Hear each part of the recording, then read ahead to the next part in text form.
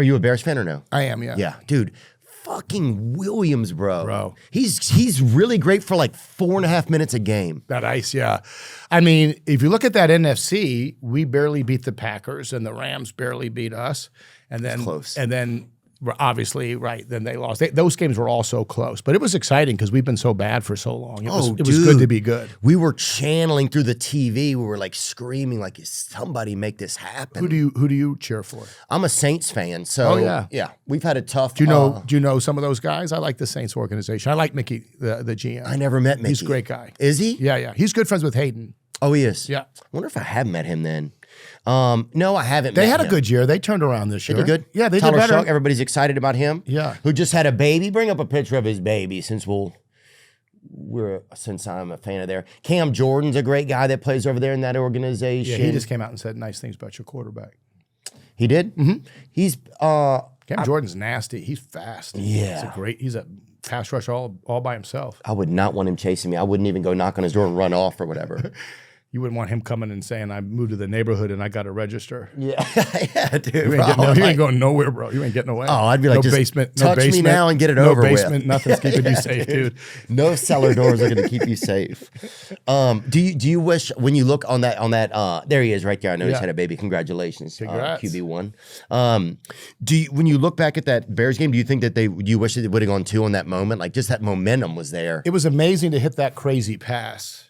That was to tie it up. insane. Nobody and then we thought had that last drive. All we needed was a field goal. But we got, it was the same kind of thing a lot. We lived and died by the sword all season. Yeah. So I thought it was a fun year. Would have loved to have won the game. But there's a lot of pieces to be excited about. Yeah, just that confusion at the end. Like, how does they not know which way the guy, like as a fan, I'm sure it's way more complicated as a player. But as a fan, you're like, how do you guys not know this is the most crucial moment? I know. I don't know what happened there. I've heard different stuff. But I don't think anybody does. And then it's almost like, was everybody just so cold they wanted to go home? There's a little bit of that energy. Because I think that happens a lot where you're just like, I'm so cold, I just want to go home. Yeah, you know? think it would be an advantage for them. They'd be more used to it. But you never know. Because some of those guys could be from Louisiana playing on the team. It's not like all of them grew up in the cold. Oh, they're all from everywhere. I wish that teams had all the players from their state. I think it would give us so much more of like our state versus your state. It used to be more energy. that way with college, but that's in a crazy place now. Yeah, the college game. It's gotten bad. I think it's good. People are getting paid. I just don't think they figured it out yet. Yeah, I think we're in like the kind of the Wild West years of it. Yeah. The Bears might be moving their stadium. Did you see that? I saw that. What do you think about that? Well, I'd like to see them stay. But I think they got to figure something out with the state. I haven't followed it too closely. What do you know about it? It seems like, and Zach's one of our producers is Bears. He's a Bengals fan, but he's in the know. It seems like it's because time is ticking for Illinois lawmakers to make a better offer for the Bears. On Thursday, Indiana pushed legislation forward that clears the way for the Bears to build a new stadium in Hammond. Is it just because they're willing to give them more money? I think it's something to do with economics, obviously. So Yeah. I don't know what. I think there's a big tax incentives to go over to Hammond, Indiana. And Hammond, Indiana isn't exactly like the coolest place. So I think there's some people upset. It's close though. It's right over the. Yeah, and it's Chicago is such a vibe in that city. I think people seem to be like, why leave? But. And also, if you move something to a new place, then there's going to be so much surrounding. You know what I'm saying? They can put in all types of other things to go on. I like to see it. It's the second oldest franchise in the NFL. The oldest is the Cardinals, which is from Illinois originally, before they went to St. Louis. Oh, St. Louis Cardinals? Yeah. Well, it was originally the Illinois. It was Chicago. It was from Illinois. That's the oldest team in the NFL, the Cardinals. So they were from Illinois. And then they went to St. Louis, and then they ended up in Arizona. Oh. They're like a senior citizen. As you get older, you start to move warmer and warmer, right? They follow the moving habits of like someone who's retired. Oh yeah. But the Bears, the Bears are such a crazy.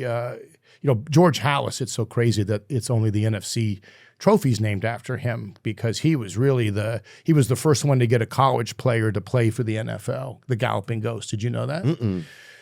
Well, originally pro football was just farmers and, there was no well-known names because there was no money in it. And college football was real popular, but going to college was even harder back then. And so when you'd come out of college, if you had a degree, you had a real opportunity to earn money. Oh, so you were good. You would go work. Like, I'm not going to go screw. I can't go screw around and be irresponsible. Which a bunch of these rednecks said, I'm going to go play football. No one's watching. Yeah. So Hallis, he played for the Yankees. He was a baseball player.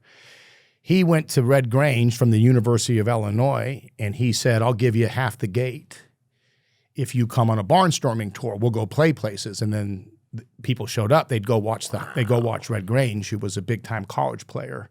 And so when they got Red Grange to play with the Bears, they knew if they could get the college guys to come in, the fans would grow. And then the college guys were more open to it because you could pay them because you'd get the fans to fill up the stadiums. Wow. And then when they first did it, whatever college you were from, you would play for that local team because the college would already be a fan of you. The people in the area would be a fan. Right, so let's sell tickets that way. And then they started the draft after that. But George Hallis did everything. He was a player. He was a coach. He was an owner. He beat Lombardi as a coach in his heyday. One year he coached the team and did well. But he started so much that's in the NFL today. Papa Bear. He's really the probably the most important figure in the NFL. George Hallis? It would be George Hallis. It would be a shame, and he's from Chicago. So it would be a shame to see that team leave that city with that history, for sure.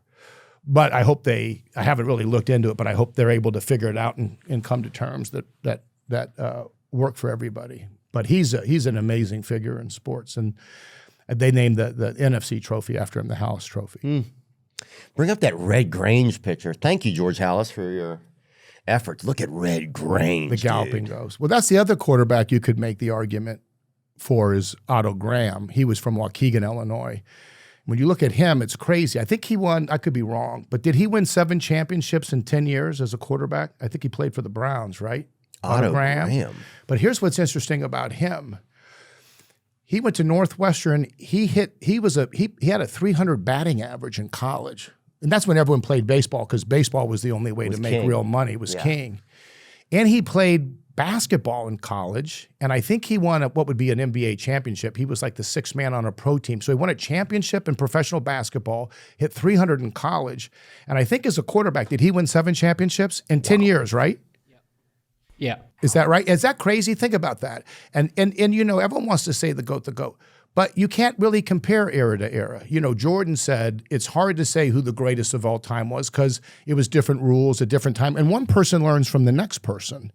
So Otto Graham dominated his era. Obviously, Brady dominated his era, you know, and this guy. So it's so hard to compare era to era who was the best. I think sports always want to sell you now that you're watching the best ever because it sells tickets. Who doesn't want to feel like they're watching the best product ever? Right. But it's a totally different game than it was back when you could hit a quarterback, when LT played. Oh, yeah. So I'm not saying that it's not better that they've changed it. I'm just saying it's hard to compare one quarterback from an era to another era. Well, they never had turf toe when we were growing up. Right. Remember, when did they come out with that? No. You know what I'm saying, though? Like, you would never hear a guy has turf toe. You would hear a guy's toe was in pain, so he carved it off with his wife's nail clippers on the way to the stadium so he could still play. That was Ronnie Lott, right? He took his finger off. Yeah. He ripped his finger off so he could play. It's a different era, yeah. Yeah, let me see that That's shit. the thing I always marvel at. That's crazy, though, dude. Ronnie Lott ripped his finger off. He's like, I'm going back in. That's a dedication. That's not a hobby. But, you know, that's what I always think is crazy when you hear about boxers. What's the longest boxing fight of all time? It used to be like 27 rounds. I think someone fought 100 rounds. Am I crazy? Could you jump rope for 100 rounds? For 3 minutes? No way. What's the longest fight? I mean, it's probably the one in Gaza right now, but I'm that's assuming true. That's true. That's true. That's true. Andy Bowen and Jack Burke, the longest boxing match in history was a 110-round bout. Because they used to fight until someone couldn't answer it. But at the end, were you just whispering heavily at each other? Like, how? I think you're in the bathroom a lot. I don't even think anyone saw it. Oh. But so that's the thing that's crazy. And they would fight like, look how many fights these guys had. These guys would fight like 10 times a year. Now they're fighting twice a year. How many fights did Sugar Ray Robinson have? Did he have like 300 or something? Isn't that crazy? Yeah, and now a guy will have maybe 30. 30, because they know they space it out. But how do you compare these guys? How many fights? What was his record? I can't see. At the end, he was 174 and 19 and 6. So just about 200. What? Isn't that crazy? Oh my gosh. Sugar must have been stevia by the end of that, dude. He had the aspartame beat out of him. I You bet. don't think he ever had? He probably had a turf toe. He didn't have a name for it. He probably had a turf head at a certain point, dude. That's so crazy. But the difference was that's unbelievable. Why do you think someone could be like that? Well, this is the stuff that they're not. But this is it. I remember when my dad grew up, and he'd go to the farm where his dad was because his parents were divorced. So in the summer, he'd go work the farm, but they didn't have any running water. So he said when they would bath, they'd go down to the fucking creek and fill up the thing with water. They'd boil it, and then Dad would bathe, then his older brother, then him. But that wasn't that long ago. Yeah. So if you go back then, everything took physical strength. Right. Like just moving around. No one was sitting around playing Mario Kart in between games. Right. Your thumbs were the strongest parts of your body. So you were always like just doing anything took so much energy and strength. You're using your muscles every day. So I think they train smarter, they know more, but there's more downtime and less strain on your body doing daily tasks. But back then, these guys were just getting from place A to place B was exhausting. Yeah. But I don't know how you could fight 110 rounds. I don't know if you could do jumping jacks for 110 rounds. Yeah. It's so crazy. How did they do that? Remember, they used to have 15-round fights, and then they went to 12 because they thought 15 was too much. So I don't know how to compare. How do you compare someone from that era to this era? It's just a different time. It's impossible. It's a different sport. And also they say like the diet has gotten better and we have like if all these things have gotten better, you think that they would be able to do it more. But then part of it probably has been that the commercialization of it has come in and like, well, let's only have it be here so we can have the viewership and sell the tickets then. So that could be part of it. Or understanding safety. Back then, like you said, they wouldn't even know what turf toe was. It was just you moved on. Like, every other person had a glass eye. When I was a kid, every other person had a glass eye. Like if some guy was I remember at the fair or whatever, when the fair would come, you'd have a guy that would sit there and have a hat full of people's glass eyes. You'd set it and therefore you went on the ride. They put their eyes out because they didn't Well, want to just lose one on of the them. tilt-a-whirl? Or yeah, people that had one, They leave their eye in the bag? they leave it in a little basket or whatever, like basket for eyes and loose change or That's whatever. an exciting hometown. I never then saw that. Get it when you come back out. But you'd have 4 of them in there at a time. You know what I'm saying? Like people. That'd be tough on a date. There'd be some rides you couldn't go on. Yeah, Maybe we're not going on the tilt-a-whirl. Yeah, honey. Honey, let's go on the what's that one that goes up real slow? Ferris wheel. The Ferris wheel? Yeah. Isn't that the slow one where you kind of sit at the top? Oh, yeah, that's the Ferris that's wheel. what you're not going on that salt and pepper ride where you're fucking No, that was going up and down. But We used yeah, to do that with friends. We'd dare them. We'd go have like hot dogs or hamburgers, and then at the end, you dare someone, can anyone eat all this for $20? And someone would be desperate for money, so they'd be like, "Fuck, we'd all kick in." They'd be like, "I'm gonna have a shake. I'll eat those chili fries. I'll finish that chicken breast sandwich," and then you'd say, "Okay, another $20 if you go on that salt and pepper ride," and they'd fucking lose their shit. But yeah, I mean, it's so weird. I also think the food might have been healthier. Oh, I'm Because remember sure. they went through that whole stuff with the seed oil, and we know it's bad for you. Yeah. But they went through a whole thing saying you should cook with that. But back then, people just cooking with butter. Yeah. I think the food was that was more natural. It was Butter? It was less fucked up food in some ways.